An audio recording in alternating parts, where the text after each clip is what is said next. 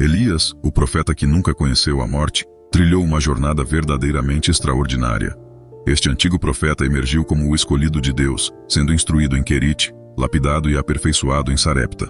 Foi usado de maneira esplêndida em Monte Carmelo, e ungiu-se poderosamente para enfrentar o rei Acabe em múltiplos benefícios. Além disso, ele desfrutou da companhia de seu fiel amigo Eliseu. Elias parecia ter realizado o ápice de experiências quase heróicas em sua vida. No entanto, apesar do seu coração humilde, ele estava prestes a transcender ainda mais. Elias estava à beira de escapar da morte, evitando as garras do ceifador sombrio. A imortalidade de Elias o coloca em uma categoria extraordinariamente exclusiva, reservada àqueles que nunca experimentaram a morte. Conforme registrado nas Escrituras Sagradas, apenas 2 pessoas deixaram este mundo sem enfrentar a inevitabilidade da morte. A primeira delas foi Enoque, como podemos ver em Gênesis, capítulo 5, versículos 21 a 24.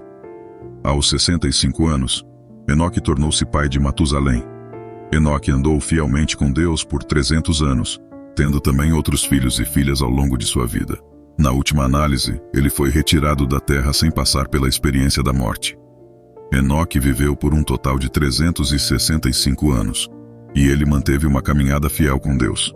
Sua vida na terra chegou ao fim de uma maneira singular, pois Deus o levou consigo. O segundo exemplo desse tipo de partida notável foi o de Elias. Aqueles crentes que estiverem vivos na terra no momento do retorno de Cristo serão os últimos a experimentar tal transição. Embora não saibamos a data ou a hora exata desse evento, temos a certeza de que aqueles que estiverem vivos na ocasião da segunda vinda de Cristo serão poupados da morte.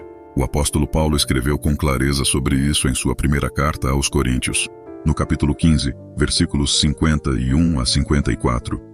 Eis que vos digo um mistério: nem todos dormiremos, mas todos seremos transformados, num momento, num abrir e fechar de olhos, ao som da última trombeta. Pois a trombeta soará, e os mortos ressuscitarão incorruptíveis, e nós seremos transformados. Pois é necessário que o que é corruptível se revista da incorruptibilidade, e o que é mortal se revista da imortalidade. A morte foi destruída pela vitória. O aspecto notável da história de Elias é que ele tinha conhecimento prévio de que seria levado ao céu sem passar pela morte. Isso nos fornece um exemplo de como devemos viver em antecipação à segunda vinda de Cristo.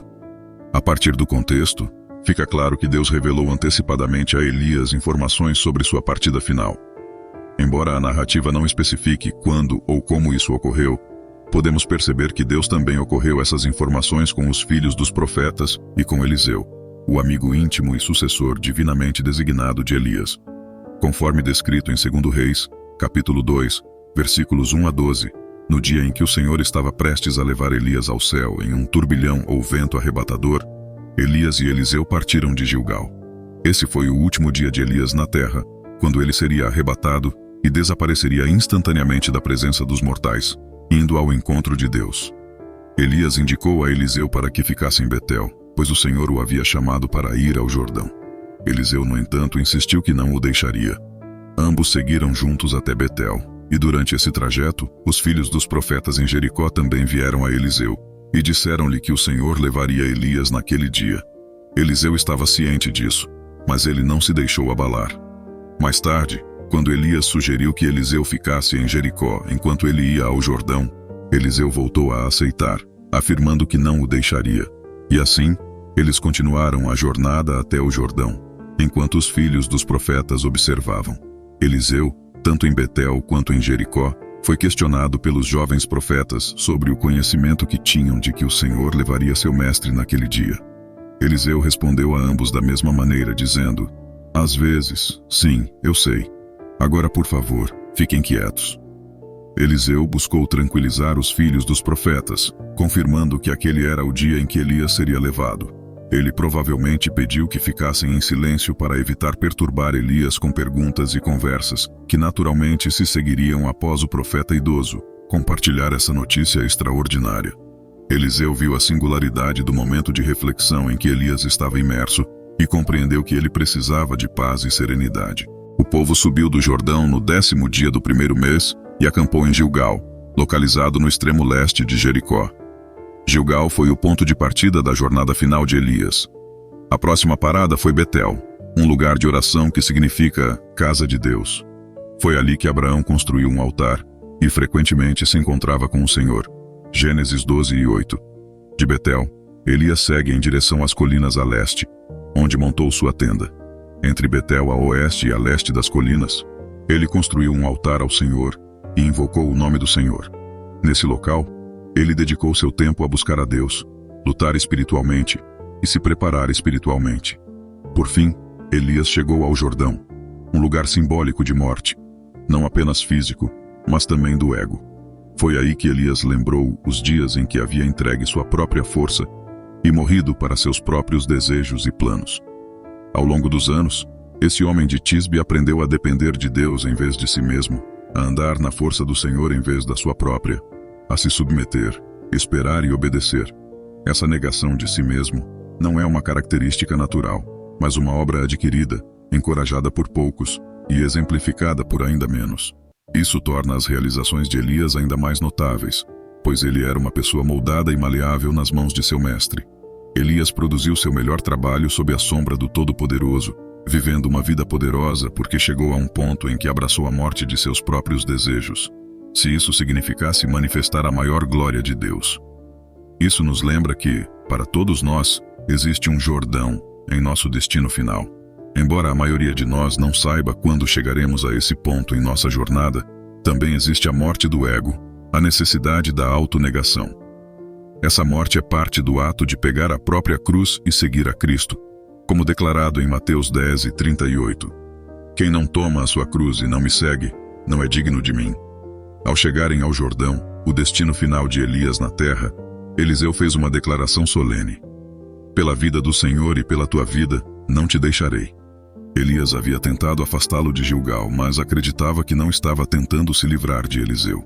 Em vez disso, ele estava testando a fidelidade de seu fiel companheiro e futuro sucessor. Elias parecia estar dizendo a Eliseu: talvez você não quer que eu siga de Gilgal até Betel e Jericó. Mas agora, você está disposto a me seguir até o fim, até o Jordão? Eliseu respondeu afirmativamente, comprometendo-se a acompanhar seu mestre. Certamente, e não apenas do outro lado do Jordão, mas Eliseu está firmemente ao lado do antigo profeta.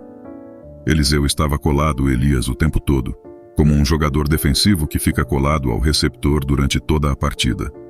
Ele não desistiu, demonstrando determinação e liderança. Eliseu se revelou como um discípulo fiel e comprometido, pronto para enfrentar quaisquer desafios ou dificuldades que possam surgir. Ele apresentou tão próximo a Elias que pensava dizer que estava na camisa dele, ou seja, estava sempre ao lado dele. E Elias não conseguiria se livrar dele. Eliseu afirmou a Elias: estou na sua camisa, meu amigo. Você não vai se livrar de mim. Estou bem aqui com você o tempo todo. A cena mudou abruptamente quando os dois homens chegaram às margens do Jordão. Testemunhamos um evento milagroso descrito em 2 Reis capítulo 2, versículos 7 a 10. 50 homens dos filhos dos profetas observaram de longe e incentivaram ao lado do Jordão. Elias pegou seu manto, o matriculou e feriu as águas do rio, que se dividiram para um lado e para o outro, permitindo que eles passassem a pé enxuto. Após atravessarem, Elias disse a Eliseu o que poderia fazer por ele antes de ser levado para longe, ao que Eliseu respondeu pedindo uma porção dobrada do espírito de Elias.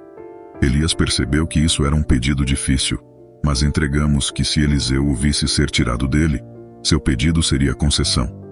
Esse milagre é semelhante ao ocorrido séculos atrás, quando Deus dividiu o Mar Vermelho para permitir que Moisés e os filhos de Israel atravessassem a terra seca.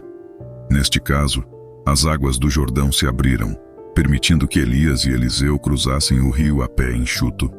Depois disso, Elias foi levado ao céu em um turbilhão, com um carro de fogo puxado por cavalos de fogo.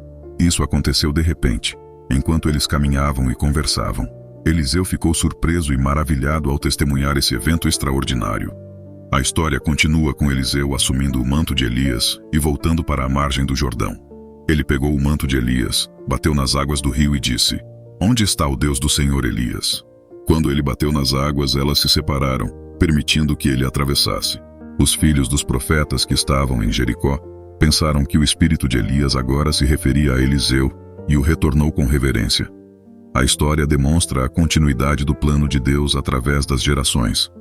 Eliseu, com coragem e determinação, assumiu o manto de Elias e continuou a obra de Deus, dando continuidade ao legado de seu mentor. Deus sempre tem um plano de contingência e Ele equipa e capacita aqueles que o buscam com todo o coração. A história de Elias e Eliseu nos inspira a confiar na soberania de Deus e a buscar continuamente sua presença e poder em nossas vidas.